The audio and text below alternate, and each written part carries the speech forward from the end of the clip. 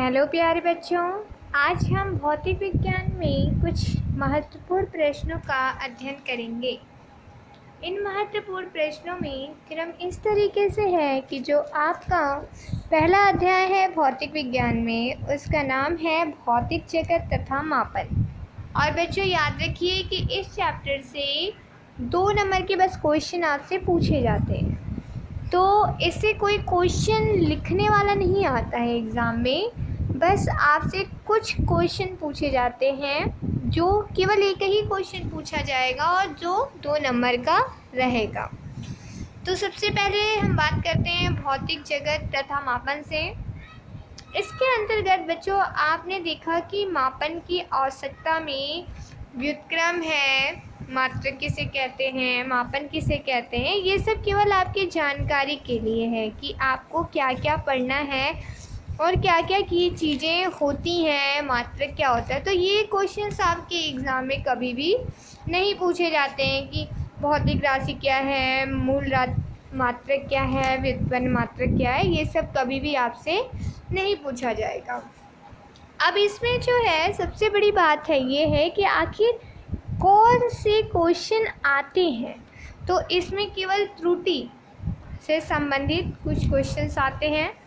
त्रुटि में भी आपसे बच्चों बस ये पूछा जाता है कि कितने प्रतिशत की त्रुटि है या फिर इतना प्रतिशत का त्रुटि दिया हुआ है, तो आप ज्ञात कीजिए कि क्या होगा, कितना प्रतिशत त्रुटि होगा। जैसे इस क्वेश्चन में दिया है कि कोई भौतिक राशि है P = a² b/c²।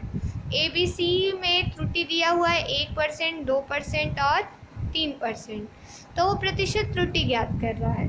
तो आप जानते हैं कि प्रतिशत त्रुटि का फॉर्मूला क्या होता है। जब इस तरीके से चीज़ें दी हुई रहती हैं तो चूँकि a⁻2 है तो वो 2 कहाँ आ जाएगा, बाहर आ जाएगा।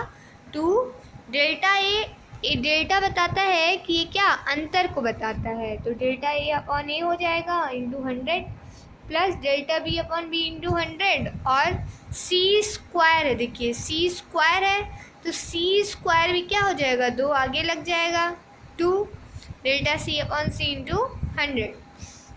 अब जो A में था वो त्रुटि कितना था, 1%, तो 1% आप रख लेंगे, प्लस B में जो त्रुटि थी वो 2% की थी तो 2% है, और C में जो त्रुटि थी वो 3%, तो आपने 3% रख लिया। इस प्रकार जब आपने हल किया तो 10% प्रतिशत त्रुटि ज्ञात हो गई। अब बच्चों पहले आता था त्रुटि के प्रश्न, बड़े इम्पॉर्टेंट होते थे, हर साल पूछा जाता है कि था कि त्रुटि कितने % की है। लेकिन चूँकि क्या है कि इसी चैप्टर में 2 प्रकार की चीज़ें हैं, एक बीमा निकालने वाला है और एक इस प्रकार का त्रुटि है।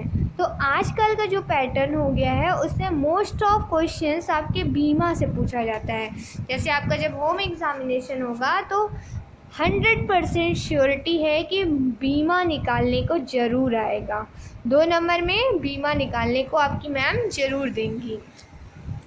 तो इसी क्रम में आइए बढ़ते हैं, एक और हम त्रुटि का क्वेश्चन पढ़ते हैं।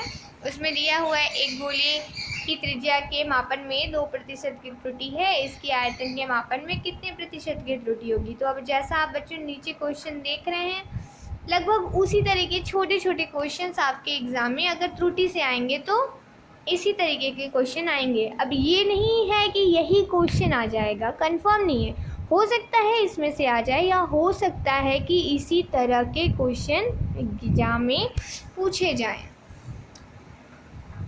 ये कुछ क्वेश्चंस हैं त्रुटि के, मैं आपको दिखा दे रही हूँ। इसी तरीके का अगर एग्ज़ाम में पूछा जाएगा तो त्रुटि के प्रश्न इसी तरीके के होंगे या हो सकता है कि इसी में से कोई हो। अब हम बात करेंगे नेक्स्ट जो टॉपिक है उसके विषय में।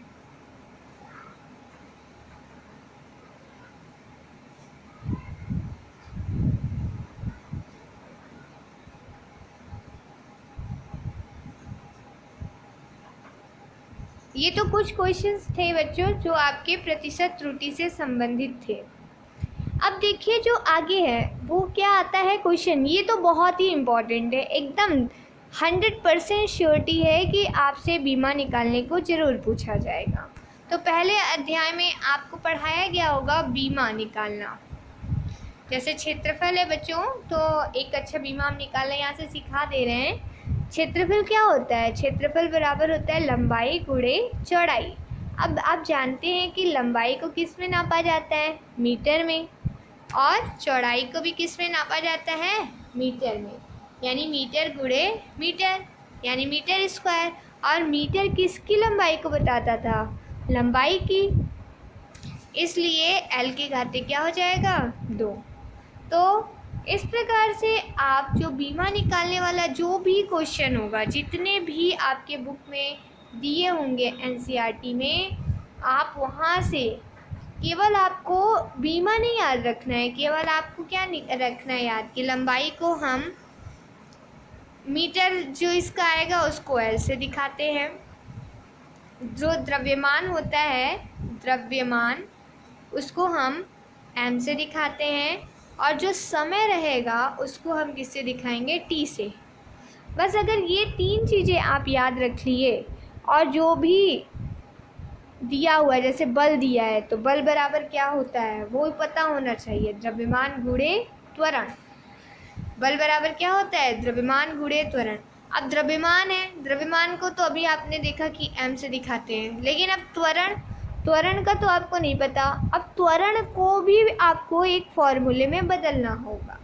जैसा कि हम जानते हैं त्वरण बराबर क्या होता है? वेग परिवर्तन बटे समय। वेग मतलब वेग परिवर्तन बटे समय अंतराल। मतलब एक तरीके से देखा जाए तो वेग परिवर्तन क्या होता है? दूरी बटे समय। ठीक है, तो दूरी, और दूरी को किससे दिखाते हैं? मीटर में।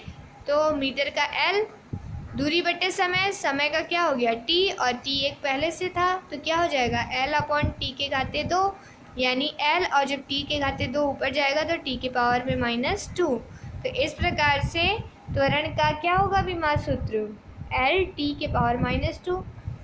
अब आपको पता है कि बल बराबर होता है द्रव्यमान गुणे त्वरण, तो द्रव्यमान का M और त्वरण का आपने ज्ञात किया है L/T के पावर में -2, यानी अब इसका हमारा जो बीमी सूत्र हो जाएगा वो क्या हो जाएगा? MLT के पावर में -2। यानी कि आपको सबका पता होना चाहिए सूत्र ये वाला, और सूत्र को जब पता होगा तो आप वहाँ से बदल लेंगे, और जब बदल लेंगे तो 3 चीज़ मन में याद रखेंगे कि द्रव्यमान को M से दिखाना है, लंबाई को L से दिखाना है, और समय को T से दिखाना है।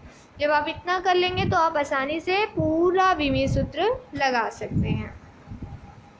बस यही बच्चों इम्पॉर्टेंट है, और ये पक्का है कि 2 नंबर का ही आना है चूँकि इस चैप्टर से, तो ये एक बीमी सूत्र अगर आप याद रखेंगे तो 2 नंबर लेने से आपको कोई नहीं रोक सकता है। 100% है कि आप एग्ज़ाम में कर लेंगे। एक आध क्वेश्चन इस तरीके के भी आते हैं, वेग का है ये, वेग नहीं मतलब आपके पहले लेसन से है बीमी सूत्र ज्ञात करने का। देखिए एक ये लॉन्ग में अगर आता तो पहले आता था, तो यहाँ से भी बीमी सूत्र पूछता है आवर्तकाल के लिए व्यंजक प्राप्त करने का। तो 1-2 क्वेश्चन है जो इम्पोर्टेंट है बच्चों, तो मेरे द्वारा आपको बता दिया जा रहा है। वैसे 2 ही नंबर आना है, तो 2 नंबर के लिए बीमी सूत्र 100% श्योरिटी है, और बहुत रेयर केस में कभी कभी त्रुटि पूछ लेता है। उम्मीद करते हैं कि बच्चों ये एक क्वेश्चन बड़ा इम्पोर्टेंट है, पूछता है कभी कभी जूल को अर्ग में बदलिए। तो जूल को अर्ग में बदलने के लिए आप क्या करेंगे? कुछ इस तरीके से करके हल करेंगे। वैसे तो हम जानते हैं कि 1 जूल बराबर क्या होता है? 10 के घाते 7 अर्ग। लेकिन अगर बीमी वाले चैप्टर से आ रहा है तब आप इसको कैसे हल करेंगे? तो इसके लिए देखिए हल इस तरीके से दिया हुआ है, आप कुछ इस तरीके से हल करेंगे।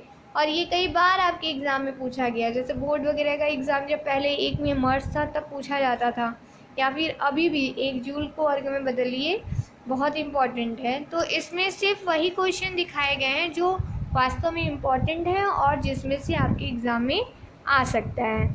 वैसे बीमी सूत्र अगर आप याद रखते हैं, याद भी नहीं रखना है, केवल सूत्र याद रखना है, फिर आप वहाँ से याद कर बस माइंड में रखिए कि द्रव्यमान को M से लंबाई को L से और समय को T से दिखाएंगे तो आप खुद ही आसानी से हल कर सकते हैं।